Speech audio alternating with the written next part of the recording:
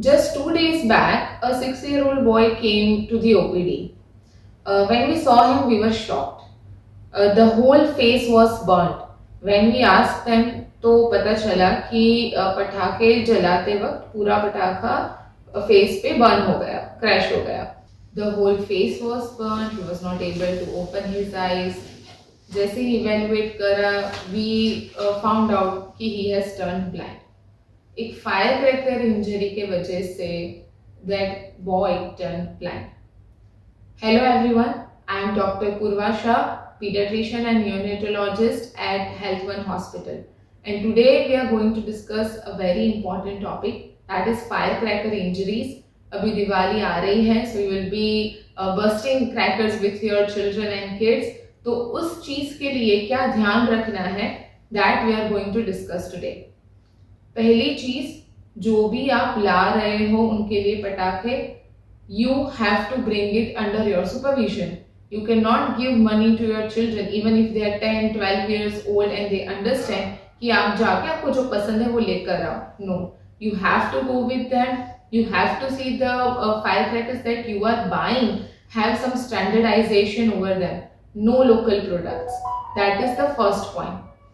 Secondly, आप जब भी ये लेकर आओ और whenever children are, because उनका वैकेशन होगा, so for them it's not just कि रात को पटाखे फोड़ने हैं, वो दिन में भी they would be enjoying themselves. तो तब खास ध्यान रखना है कभी भी वो अनसुपरवाइज्ड ना हो. जो भी आप क्रैकर्स लाए हो वो उनकी रीच से दूर हो और वो अनसुपरवाइज्ड कभी भी ना हो. So whenever you are bursting crackers with your kids, do it under your supervision and not let them do it on your own with their group, with their other friends.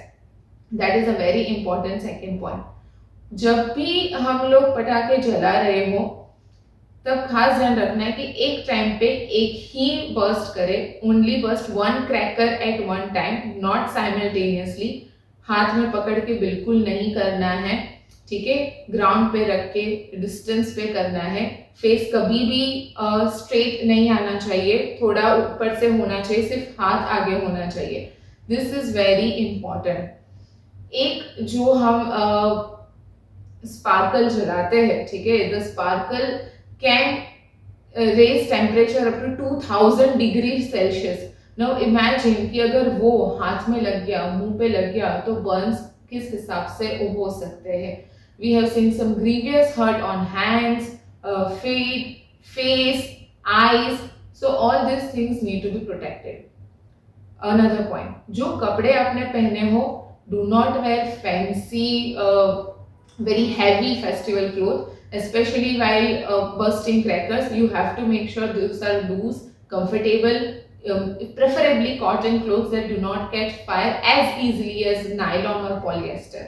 So that is also an important point. Again, जब आपने you have कोई cracker burst किया, जलाया, ठीक है, वो बंद नहीं हो रहा है, तो you do not have to go again. You have to wait for 15 minute. 15 minute में भी अगर वो ना हो तो एक पानी की बकेट साथ में ही रखनी है, उसमें वो उसको मिला देना है.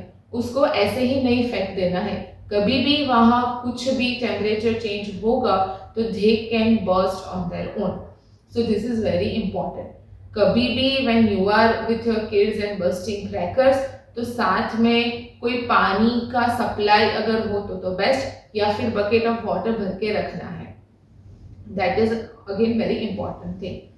अभी आपने ये सब ध्यान रख लिया, ठीक है, फिर भी there will always be chances कि your kid will still sustain some injury.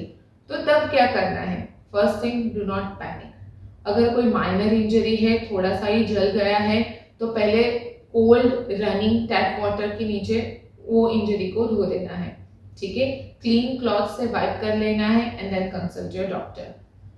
Secondly, अगर वो इंजरी थोड़ी ग्रीवियस है, वहां से ब्लीडिंग हो रहा है, तो अगेन तुरंत ही क्लीन क्लॉथ लेके उस पर प्रेशर देना है कि ब्लीडिंग स्टॉप होने का ट्राई कर सके, ठीक है. So these two things are very important, but in any case, whether it is mild injury or severe injury, you have to consult your doctor. So that's it from my side for today.